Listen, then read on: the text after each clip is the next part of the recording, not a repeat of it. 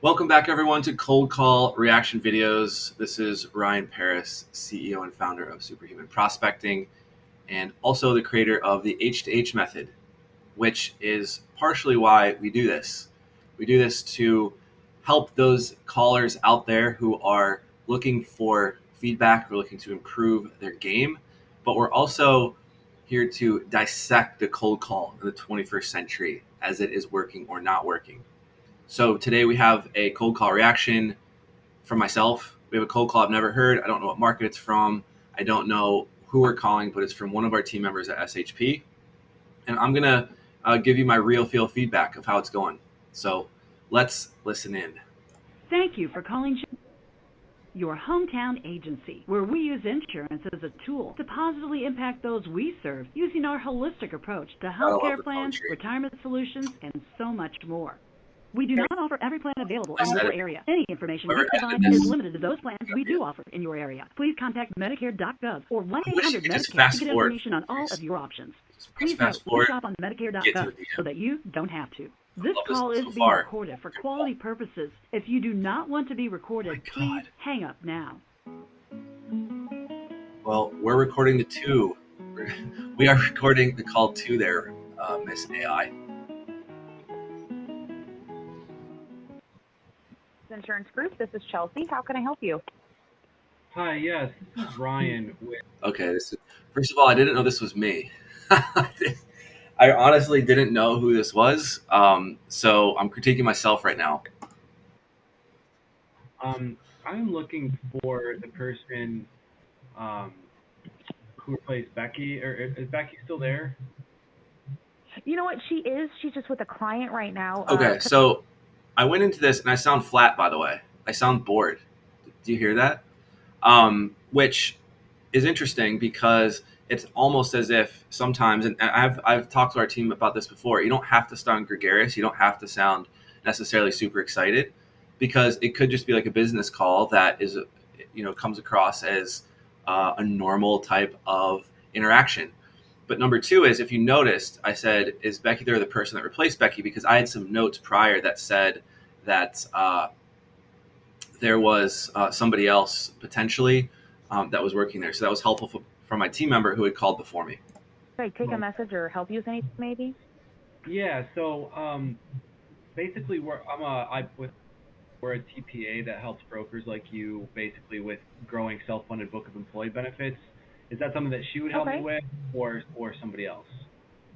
I'm the head of the employee benefit department, so I could probably answer any questions you have. Okay, so I don't know if you heard that, but our strategy using the H2H method when we call is to, if we're not 100% sure that the person we're calling is the DM, then we will say that person's name, but then the person in charge of blank.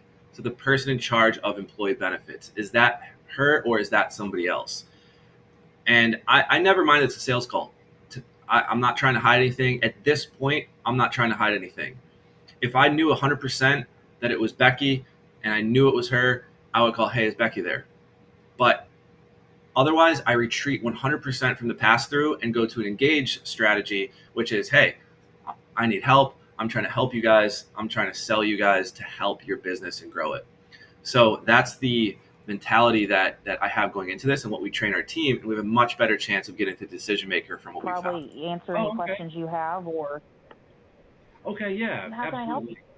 Yeah, absolutely. So, yeah, I mean, for sure. And it's her. So whoever this person is, now I got to switch, transition, and pitch her. Again, this is a sales call to be transparent. So I'm stopping again. This is a sales call to be transparent. I use that all the time, especially if I hear some kind of skepticism on the call, and it's someone that I just, sounded like it was going to be a sales call. I need to call that out, get it out of the air, because now the ball is in their court to say something. But we help brokers and consultants grow an employee medical book of business if your groups are fully insured or self-funded. Again, it's IP. And so we just expanded into your area and just wanted to make an introduction. Do you have anyone kind of helping you assess? Do you have anyone helping you assess your client's employee benefit needs right now? Do you have anyone help assess your employee benefits needs right now? That is our hone in. So we ask a balanced question. We don't say, what are you doing for employee benefits? And we don't say, are you happy with your current provider, or are you happy with what you're doing right now? Too closed off, too win-lose, and too open up a can of worms this early in the conversation. She only has one or two answers. We do have a couple people. What exactly do you guys do? We do have a couple people, so they are familiar with the area. They've thought about it before. That's great. If they already have something, I'm just as excited as if they don't, because that means they're more familiar with how this can help them, where I might have to do some more work if they don't have anything or have never heard of this. Yeah, so essentially the way it works is we provide some administrative services for brokers and consultants for clients with self-funded employee benefits. So whether they're fully assured or already self-funded, we're just looking to partner with folks like you to help in this area. So are you currently working with a TPA today, a third-party administrator? Yeah, we are, if I'm not mistaken. Okay, so I went through a quick calling prop, a couple sentences, and then what did you notice I do? I went right into a discovery question. So the discovery question re-engages them and gets them talking. This is a conversation, not a pitch session. I don't know contractually what she has going on with her. That's outside my knowledge range. Oh, that's okay. No, and really the idea is, we've been around for about 25 years and work with a lot around cost containment strategies and what's kind of needed for successful long-term for you and your employees. Okay. And so the idea was really just to make an introduction, maybe a 15 to 30-minute Teams meeting with a member of, our team IP, just to see if this is something that could help you in the future. Awesome. Okay. Yeah, so, I wouldn't mind setting something up. Absolutely. Okay. There we go. So, transition right into the setup, into the appointment. It sounds like she's good to go as of now. Very cool. So, and what was your name again? Because I think it's originally. My name's Chelsea. Okay, and then what was your position there? Okay, so we've got the idea that we've got commitment. We've got a verbal commitment that there's going to be some type of meeting, right? So what's happened then is, we're transitioning a little bit, and I'm starting to do some housekeeping early. If you notice, early on I said, is she the right person or is it somebody else? And the person and Chelsea said, oh, it's me, but I didn't know who that was yet. So I just went with it. And I would recommend that. I wouldn't necessarily, you can get their name if you think of it, but it's okay to go right into the conversation because they've just identified who they are. And you have to get through those first 7 seconds with the decision maker. That is so vital. Get them to build trust with you and then later get all the details. And that's kind of the process I'm going through now, which I imagine will be much of the remainder of the call. The Director of Employee Benefits. Awesome. Okay. And then are you Chelsea? You got it. Yep.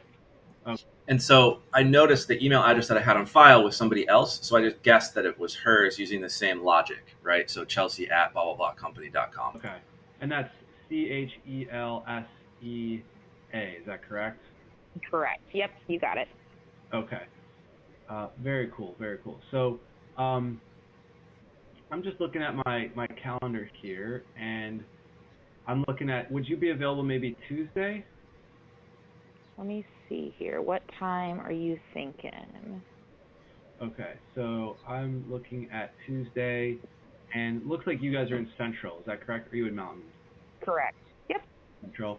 Okay. So I have I have an 8 a.m. early, or I have like a 1 p.m. or a 3 Central. Okay, so this is a crucial part as well. One mistake I hear a lot of SDRs, cold callers make is they just say, oh, well, what time are you available? Oh, I cringe when I hear that because you're making it harder for them. The idea here is sales is to make it easy. It's to make it fluid. It's to make it, as frictionless as possible to get to the next step, because that's how they feel they're going to be treated. That's how they're being treated. And if they're into what you offer, then you got to add that kind of lubricant with it, because otherwise it's just going to create friction, create resistance, and it could fall out. So there I had a couple different times and I gave her the option. What works better? Now I could have went with, hey, how about 3? And she could have said no, But sometimes a balance works because then they have options, and if one doesn't work, then they can pick that out, and it makes it easier to get it right on the first time. You know what? 3 would probably work out fantastic. Okay. And Chelsea, what's your last name? Oh. Awesome. So it's Chelsea@.com. Correct. Okay. Very cool. Okay. And so that would be on, just to confirm, the 14th of March at 3 p.m. Central. And just so I have your info correct, it's Chelsea and employee benefits. Okay, so reconfirmed the number. And is this the best contact number for you, just in case we need to change anything? Yes, this would be great. Okay. Awesome. And then lastly, thank you for your patience here. What percent of your... Okay, so I transitioned right into the qualifying questions. Actually, I'd recommend to myself maybe to say, hey, just have a couple quick questions before we get off here. But I just went right into it. So that works, but you might throw them for a little bit of a loop if you do just start asking them more questions again. But yeah, what percent of your client book is self-funded versus fully insured? It's honestly probably about 50-50 right now. It seems like this year level funded is really working out well. So, but yeah, we're about 50-50 split, honestly. Okay. Versus self, and then what industry and size groups do you find the most success with? Like what size? What size of the group? Yeah. Most of our groups are 50 or lower. We do have a couple larger groups, but none above 100 currently. Okay. Very cool. And then it's average about 50, you said, or that's? We're just in the 50 or lower group market right now. Okay, so I'm working through the qualifying questions. This is tough. It's something that sometimes is kind of feeling a little bit, you're stretching your limits here, but it's super crucial too because it gets them thinking that you're serious to help them and will help them remember you a bit more and help them remember why they should show up. Okay. So you have a current TPA that you work with or no? We do. I don't have any of their information. I'm not quite sure any of the background on that, though. No, I appreciate that. And do you know if there's anything that they could, if you have had experience with some that they could have done better, or something you would like to see? Okay, so Becky still is involved. She's still there. She's part of the conversation, but Chelsea still is a major stakeholder in this. You know what? Becky would actually probably have more relay than on that. She's dealt with them more than I have personally. So I really don't have a proper answer for that. I apologize. Oh, no, that's okay. Okay. Well, thank you so much for your time. Chelsea, it's been a pleasure speaking with you. And what I'll do is you'll see an invite come right through to your actual... Okay, so one thing, too, that I really crucial detail that sometimes is missed is actually sending the Calendly link through before the end of the call so you know that they got it and have them accept it. Just another little gambit you can have in your back pocket to make sure that they show up.